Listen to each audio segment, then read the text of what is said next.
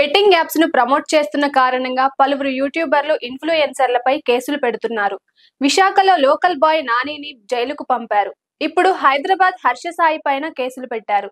పేదలకు సాయం చేస్తున్నట్లుగా పబ్లిసిటీ చేసుకొని యూట్యూబర్ గా ఫాలోయింగ్ పెంచుకున్న హర్ష సాయి బెట్టింగ్ యాప్స్ ను ప్రమోట్ చేయడం ద్వారా పెద్ద ఎత్తున డబ్బు సంపాదించినట్లుగా తెలుస్తోంది. పైగా తాను చేయకపోతే వేరే వారు చేస్తారని సమర్థించుకున్నాడు. ఈ క్రమంలో పలువురు హర్ష సాయిపై ఫిర్యాదు చేయడంతో కేసు నమోదైంది. ఇంతకు ముందు ఓ సినిమా హీరోయిన్ ఫిర్యాదు చేయడంతో ఆయన పారిపోయి బెయిల్ వచ్చాక బయటకు వచ్చారు. ఇప్పుడు కూడా పారిపోతారో లొంగిపోతారో చూడాల్సి ఉంది. ఇప్పటికే భయ్యా సన్నీ యాదవ్ అనే యూట్యూబర్ పై కూడా కేసులు నమోదయ్యాయి.